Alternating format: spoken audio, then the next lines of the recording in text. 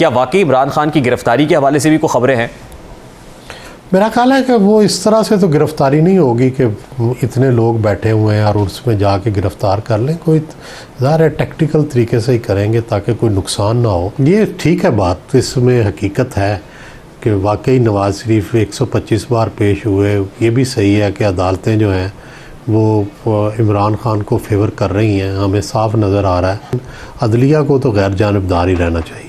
मेरा नहीं ख्याल कि वो सदर बाजवा के ख़िलाफ़ कोई ऐसी इंक्वायरी करा सकते हैं जो पुरअसर हो। देखिए, बुनियादी बात तो यही है कि इसी की तरफ ही लाना होगा। यही जो बात कह रहे हैं कि नहीं बैठने को तैयार, इन्हें बिठाना होगा और इन्हें मजबूर करना होगा। कौम का दबाव नहीं पड़ रहा, दरअसल अवामी दबाव भी थोड़ा बहुत होना चाहिए। इस वक्त अवामी दबाव नहीं है सियासी जमातों पर कि कोई प्रेशर हो कि वो बैठें, तो वो अपनी मर्ज़ी करती हैं, लेकिन अल्टीमेटली एक अवामी दबाव होता है, एक दानश्वर का, एक एलिट्स दबाव होता है, एक दानश्वरों का दबाव होता है। वो दबाव होना चाहिए ताकि जो आइन के अंदर लिखा हुआ है उसके मुताबिक चीज़ें तय पाएँ। लेकिन सुहेल साहब, इस वक्त जो चीफ इलेक्शन कमिश्नर अपनी विपता बयान कर रहे हैं कि उनके पास पैसे भी नहीं है, उनके पास सिक्योरिटी भी नहीं है। जो आईजीज़ है 2 सूबों के, वो नफरीस के हवाले से भी हाथ खड़े कर चुके हैं। हत्ता कि अदालतें खुद आरओज़ मुहैया नहीं कर रही हैं कि हमारे पास आरओज़ भी नहीं है, ह्यूमन रिसोर्स की कमी है। तो ऐसे में ये तो एक एडमिनिस्ट्रेटिव इशू है। तो आपको क्या दिखाई, और फिर जो इकोनॉमिक डोमेन के अंदर हमें चैलेंजेस दरपेश है, इस वक्त मुल्क डिफ़ॉल्ट के वर्ज पे है, सैलाब की सिचुएशन भी, ये सारा कुछ हमने देखा है। क्या हम at this point in time इतनी बड़ी एक्सरसाइज के, इलेक्शंस की मैसिव एक्सरसाइज के मुताबिल हो सकता है? देखिए, ईरान में पूरी पार्लियामेंट तबाह हो गई थी, ठीक है, उन्होंने इलेक्शन करवा दिया था फिर दोबारा टाइम पे।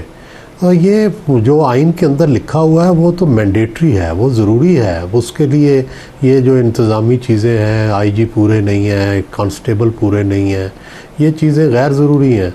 ये असल बात है, आइन सुप्रीम होता है। आइन के एक एक लफ्ज़ जो है मुक़द्दस होता है, उसकी बात को आप हीलों बहानों से डिले नहीं कर सकते। सुहेल साहब, मरकज़ में बैठी हुई हुकूमत तो ये नहीं चाहेगी कि मरकज़ में भी इलेक्शंस हो जाए। ख़ासतौर पे इस वक्त जितना पॉलिटिकल कैपिटल पाकिस्तान मुस्लिम लीग नून लेड कोलिशन ने गंवाया है अपना, महंगाई की सूरत में, माशी चैलेंजेस की सूरत में, रियासत बचाते बचाते जो सियासी नुकसान उठाया, वो तो कभी नहीं चाहेंगे इलेक्शंस हो। जी, बात तो आपकी सही है, उन्हें ज़ाहिर है इलेक्शन में नुकसान भी होगा, लेकिन सवाल ये है कि एक तरफ इलेक्शन है, एक तरफ पॉलिटिकल कैपिटल है, दूसरी तरफ फिर आइन है। आइन सुप्रीम है, आइन की बात मानना पड़ेगी। जो लीगल एक्सपर्ट्स हैं, ख़ासतौर पे इस वक्त जो लॉ मिनिस्टर है आज़म नज़ीर तारड़ साहब, उनका भी ये स्टेटेड पोजीशन है कि ऐसा कोई रिजिड नहीं है कि जी 90 रोज़ के अंदर इलेक्शन, 90 रोज़ के बाद इलेक्शन हो नहीं सकते। तो ऐसी गुंजाइश तो वो कहते हैं निकाली जा सकती है। देखिए ना, निकालने के लिए फिर सुप्रीम कोर्ट के पास जाना पड़ेगा ना, और सुप्रीम कोर्ट कैसे कॉन्स्टिट्यूशन के ख़िलाफ़ जाएगी, बहुत मुश्किल है। सुहेल साहब, इस वक्त एक जो तासुर उभर रहा है, लाडलापन, मुस्लिम लीग नून कहती है कि एक शख्स के साथ लाडलो जैसा सलूक हो रहा है और एक इदारा जो है वो उसको सर आंखों पे बैठाता है, जिसको स्टे पे स्टे मिलता है, जो अभी तक कानून की गिरफ्त जिसके गिर्द इतनी ज़्यादा मजबूत नहीं है। और दूसरी तरफ एक साबिक वज़ीर आज़म है कि जो 125 पेशियों के ऊपर हाजिर होता है, नाअहल भी हो जाता है, लाइफ टाइम डिस्क्वालिफिकेशन का सामना भी करना पड़ता है, जेल की हवा भी खानी पड़ती है। तो ये इम्तियाजी सलूक हो रहा है, मतलब अब ये बयानिया बनाने की कोशिश की जा रही है। ये ठीक है, बात इसमें हकीकत है कि वाकई नवाज़ शरीफ 125 बार पेश हुए। ये भी सही है कि अदालतें जो हैं वो इमरान खान को फेवर कर रही हैं, हमें साफ नज़र आ रहा है। बहरहाल पब्लिकली भी इमरान खान की सपोर्ट मौजूद है, लेकिन अदलिया को तो गैर जानिबदार ही रहना चाहिए। तो सुहेल साहब, फिर इनका जो अनडू करने का या इसका फिक्स क्या है? मतलब इस तरह से जब इतनी बड़ी, दूसरी तरफ एक जो पॉलिटिकल पार्टी है उसके ग्रीवेंसेस बहुत ज़्यादा हैं, उनका अपना जो कायद हैं वो वापस नहीं आए हैं, अभी वो बाहर बैठे हुए हैं, वो विक्टिम है इसके बहुत बड़े, उन पर केसेस हैं। तो इसको कैसे फिक्स करेंगे फिर? वो जो लेवल प्लेइंग फील्ड जिसकी बहुत बातें सुनी हमने, वो फिर कैसे करेंगे? इसका इलाज तो वक्त ही है जी। जो वक्त गुजर रहा है उनको रिलीफ मिल रहा है, जल्दी मिलना चाहिए और जल्दी मिलना चाहिए, लेकिन अभी मिल नहीं रहा। लेवल प्लेइंग फील्ड होना चाहिए तभी इलेक्शन ठीक होंगे। अगर लेवल प्लेइंग फील्ड नहीं होगा तो ज़ाहिर है वो इलेक्शन भी ठीक नहीं होंगे। उस इलेक्शन पर फिर डाउट्स रहेंगे, फिर हम लटके रहेंगे कि ये इलेक्शन भी ठीक नहीं है। नहीं, लेकिन सुहेल साहब, इसका इलाज एक और भी तो है। एक ख़त इमरान खान साहब ने सदर मुमलिकत को लिखा और ये कहा कि बाजवा साहब के खिलाफ इंक्वायरी होनी चाहिए। आपको नहीं लगता कि ना सिर्फ ये इंक्वायरी होनी चाहिए बल्कि इसके साथ साथ 2017 से शुरू करना चाहिए और जो लोग उस प्लान का हिस्सा थे, उस प्रोजेक्ट का हिस्सा थे, उन सबको इंक्वायर करना चाहिए जिनकी वजह से ये सब हुआ है? सदर मेरा ख्याल है कोई ऐसी इंक्वायरी करा नहीं सकते। सदर जो है वो एक आइनी ओहदा है, नुमाइशी ओहदा है। मेरा नहीं ख्याल कि वो सदर बाजवा जनरल बाजवा के खिलाफ कोई ऐसी इंक्वायरी करा सकते हैं जो पुरअसर हो। नहीं सुहेल साहब, ये बात आपकी दुरुस्त है, सदर के पास एग्जेक्टिव पावर नहीं है।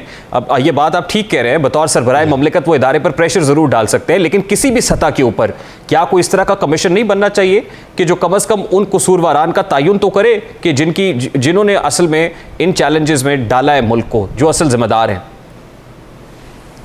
ये सही है, ये तो हर वक्त ऐसे कमीशन बनने चाहिए और उसके इसका नतीजा निकलना चाहिए कि कौन ज़िम्मेदार है और फिर ज़िम्मेदारों का तयन करके उनको सज़ा भी मिलनी चाहिए। लेकिन बदकिस्मती से पाकिस्तान में तो ना कारगिल कमीशन का कोई बना है, नतीजा निकला है, ना कोई इससे पहले मशरकी पाकिस्तान का जो था उसकी सज़ाएँ नहीं मिल सकी।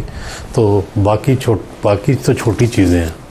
अगर कोई ऐसा कमीशन जैसे नून लीग कहती जी ट्रुथ कमीशन बनाना चाहिए, तो आपको क्या लगता है कि फिर बाजवा साहब के साथ साथ अभी रिसेंटली ट्रुथ एंड रिकंसिलिएशन जी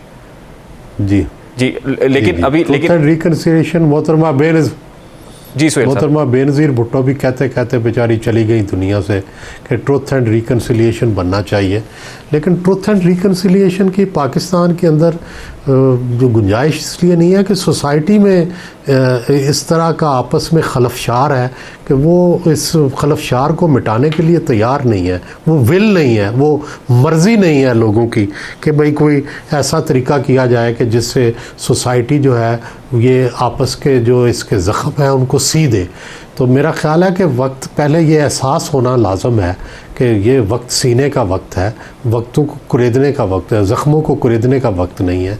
तो ये ज़ख्म जब सीने का मौका आता है तब रिकंसिलिएशन तब ट्रुथ एंड रिकंसिलिएशन कमीशन बनता है, तब जो है ज़ख्म सिए जाते हैं, तब सोसाइटियाँ इकट्ठी होती हैं। तो वो मुझे नहीं लगता कि वो सोसाइटी के अंदर भी ये एहसास है, ना कोई दबाव है सियासी जमातों पे, बल्कि सियासी जमातें तो और आपस में कॉन्फ्लिक्ट्स बढ़ाती जा रही हैं। कॉन्फ्लिक्ट दूर करने की उनके अंदर सलाहियत नहीं है और कॉन्फ्लिक्ट्स को जो रिज़ॉल्व करने की जो कौमों के अंदर और मुल्कों के अंदर सलाहियत होती है वो हमारे अंदर नहीं है। ठीक, सो ये सब लास्टली एंड वेरी क्विकली, मतलब ये बात दुरुस्त है आपकी, ज़ख्म सीने का वक्त तो नहीं है, अभी तो ज़ख्म देने का वक्त है। हम देखते हैं कि रोज़ एक कैंपेन चलती है, ट्विटर के ऊपर ट्रेंड चलता है कि इमरान खान हमारी रेड लाइन और निकलो ज़बान पार की तरफ। क्या वाकई इमरान खान की गिरफ्तारी के हवाले से भी कोई खबरें हैं?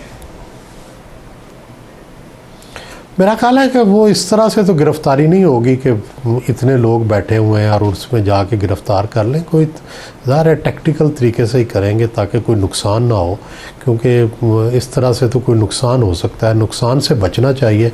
हमारी सोसाइटी पहले ही बड़े सदमे जो है वो सह चुकी, हम मज़ीद सदमे सह नहीं सकते। और इमरान खान को भी गिरफ़्तार करना कोई इतना ज़रूरी नहीं है। इमरान खान की गिरफ़्तारी से इमरान खान को ही फ़ायदा होगा, हुकूमत को कोई इतना फ़ायदा नहीं होगा। बहुत बहुत शुक्रिया सुहेल वड़ाइच साहब, सीनियर सहाफ़ी तज्ज़ियाकार हमारे साथ मौजूद थे।